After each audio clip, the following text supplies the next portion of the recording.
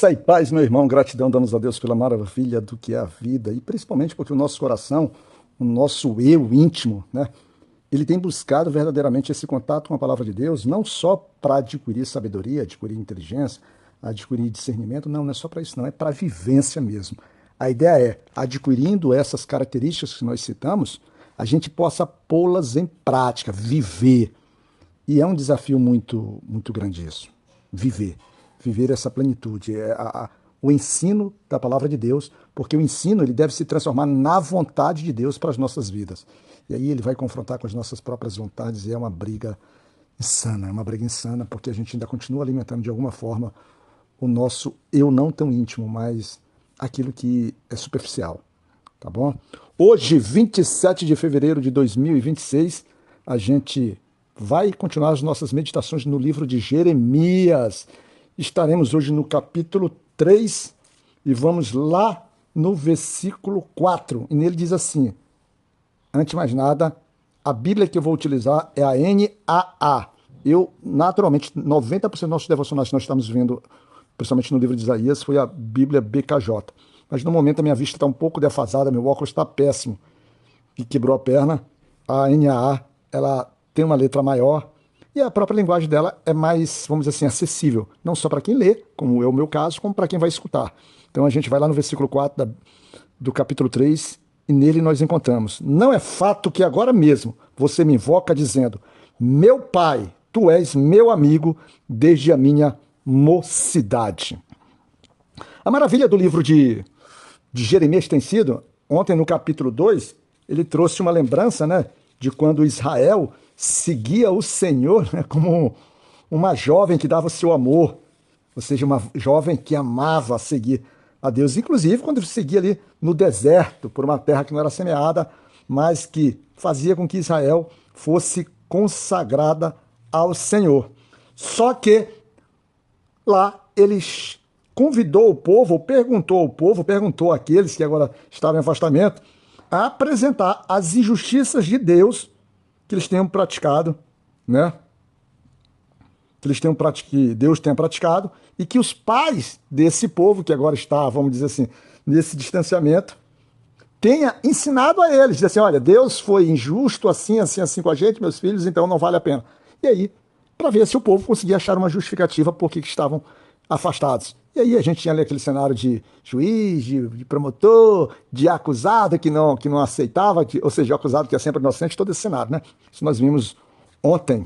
Mas eu quero sempre lembrar, por mais que a gente esteja falando dessas coisas, e às vezes falando sobre juízo, sobre ira do Senhor, sobre mão pesada, mas sempre tenha em mente a misericórdia, porque o coração do Senhor é um coração compassivo.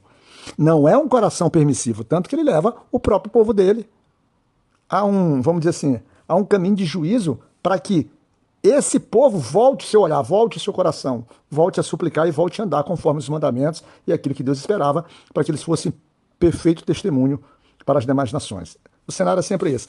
Então, quando a gente volta aqui no capítulo 3, e que a gente foi nesse versículo 4, Deus agora aponta para essa nação, esse povo que é povo de Deus, que está vivendo essas imoralidades, esse distanciamento.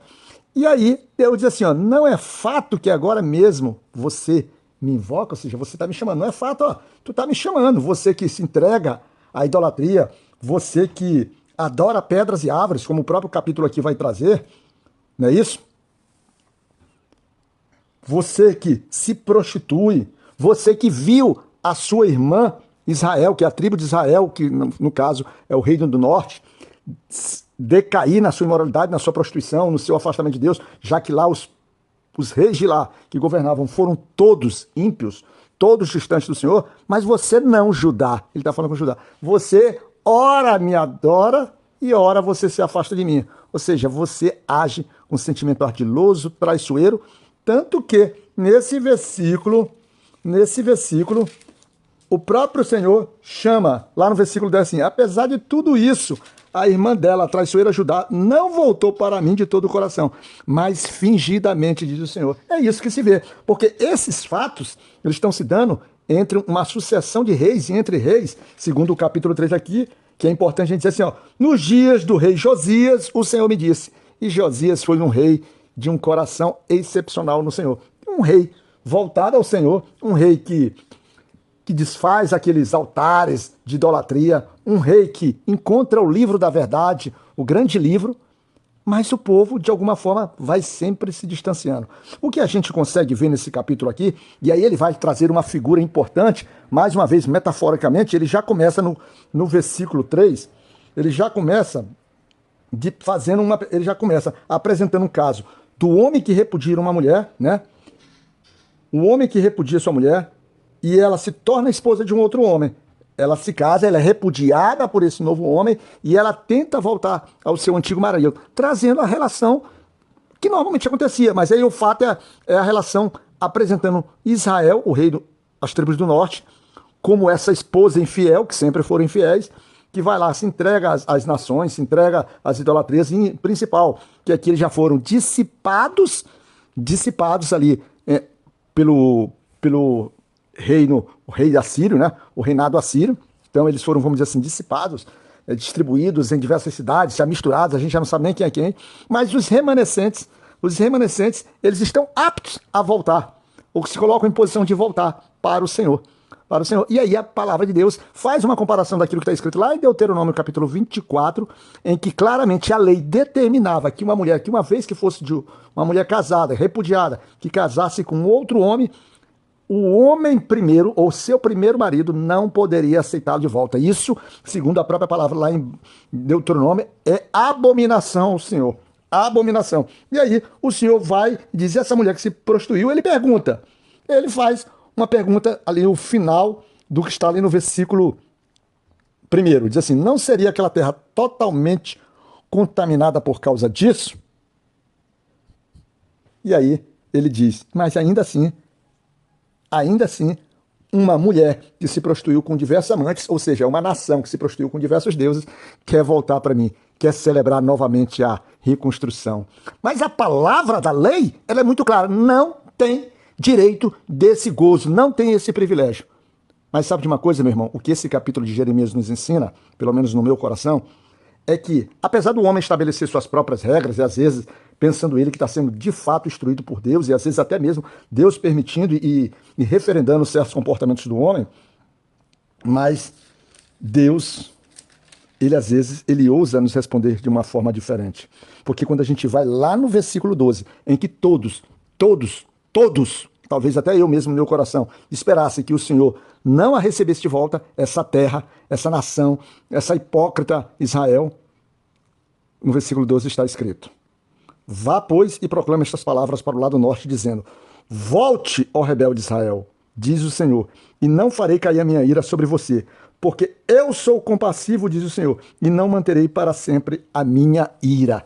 O Senhor chama de volta uma mulher prostituta, o Senhor chama de volta uma nação em pecado, o Senhor se coloca misericordioso, compassivo, humilde, o Senhor não deixa que a sua vergonha seja maior do que o amor que ele tem. Lembra-te que a palavra de Deus diz que ele é zeloso pelo seu nome, e o Senhor tem uma relação de fidelidade com esse povo. O Senhor, ele zela pelo seu nome, e aí ele faz zelar, faz fazer valer essa relação, muito mais do que uma relação hipócrita como essa. O que acontece, se a gente pegar um caso desse na nossa vida prática, a gente vê por diversas vezes uma situação dessa se aplicando, quando nós que somos homens, somos casados, temos a nossa família, e encontramos numa situação de infidelidade real. Nós temos uma família, nós fizemos uma promessa de fidelidade, nós temos até o direito, né? O direito legal dentro da lei, né? De repudiar a nossa mulher. Mas aqui, Israel é uma representatividade daquilo que é a família do Senhor, aquilo que é preciosidade. Então o Senhor luta pela sua família. Não estamos dizendo que o Senhor não tenha permitido a justiça. O problema é que às vezes a nossa justiça é destruir a nossa própria família em nome da nossa vergonha, em nome da nossa dignidade. A dignidade do Senhor aqui é o zelo pelo seu propósito, é o zelo pela sua promessa, é o zelo pela sua fidelidade. O Senhor ama a sua família, ama Israel. E aí ele chama de volta esses remanescentes, ele dá de volta a esperança. Mas ele diz, que é muito importante, irmão, para você que comete os seus erros, para nós que nos atropelamos na nossa caminhada, e é das formas mais diversas, O Senhor, de fato, ele não quer lançar sua ira constantemente, ele não quer se manter eternamente irado sobre nós. Ele quer, assim, agir de uma forma corretiva. Ele quer nos colocar dentro do tratamento, da necessidade de seu tratamento. Mas ele diz, volte, volte, volte. Mas o que ele espera? Que nós reconheçamos a nossa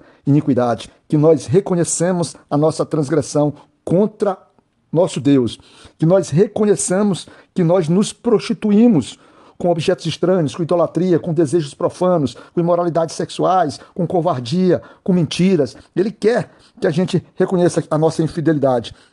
Ele quer que nós reconhecemos que os nossos ouvidos não foram capazes de ouvir aquilo que Ele, como nosso Pai, como nosso Senhor, nosso Criador, tem nos orientado, tem nos sustentado. E aí sim, o nosso Deus, ali no versículo 14, ele diz, voltem para mim, ó filhos rebeldes, diz o Senhor, porque eu é que sou o esposo de vocês. Eu os tomarei, um de cada cidade e 2 de cada família, e os levarei a Sião. Ele quer agora, ele deixa, às vezes, de virar unidade. A gente está vendo a unidade como povo, mas a gente vê que o Senhor, ele estabelece, o Senhor tem o seu próprio chamado, o Senhor tem a sua própria soberania. E agora ele deixa de observar a nação como um todo, e ele vai observar os indivíduos, que o coração está sendo trabalhado por Deus, para que possam ser retomados, esses remanescentes, e serem agrupados agora. E o Senhor está fazendo isso de uma forma, porque ele está alertando, ele está chamando a atenção de Judá. Judá que está caindo no mesmo erro, Judá que está se prostituindo da mesma forma. É como alguém dentro da nossa própria casa que viu alguém que caiu, e ele, em vez de aprender com o erro deles, ele acaba mergulhando, e Deus está chamando a atenção. Ainda diz que Judá é muito mais traiçoeira do que a Israel, que foi utilizada inicialmente pelo juízo do Senhor. E Judá não aprende. Judá não aprende. Então o Senhor vai conduzindo Israel de volta, o reino de Israel de volta. Uma tribo que já tinha sido, as 10 tribos já tinham sido dispersas, praticamente dizimada, esquecida, e já tinha sido, segundo a própria tribo de Judá, abandonada. Judá pensando que que só ela ainda era amada pelo Senhor. Não, o Senhor prova que mesmo aqueles que erram no Senhor, mas que deem ouvidos àquilo que ele está estabelecendo, como ele estabeleceu entre o versículo 12 e o versículo 13, ele dá as diretrizes, a misericórdia dele os alcança, ele diz, voltem, voltem. E aí, tudo isso é para que tanto Judá quanto Israel, eles possam novamente se reunir e se estabelecer no Senhor, através, sendo apacentados por pastores verdadeiros. Pastores, quando a gente fala que tanto do governo político, governo social, quanto das figuras clericais, das figuras espirituais, porque esse nome pastores aqui tinha uma concepção muito mais política e social do que essas questões hoje religiosas e espirituais, como nós vemos a partir de Efésios ali no Novo Testamento. Uma coisa é certa, irmão, voltem para o Senhor, mas voltem arrependidos, voltam conscientes que vocês pecaram, que vocês erraram, e aceitem a misericórdia do Senhor para sua vida. Aceitem e vivam não mais de forma surda diante da presença de Deus, mas agora coloquem os seus ouvidos à disposição para ouvir a voz do Senhor. Que Deus possa nos cuidar, meu irmão.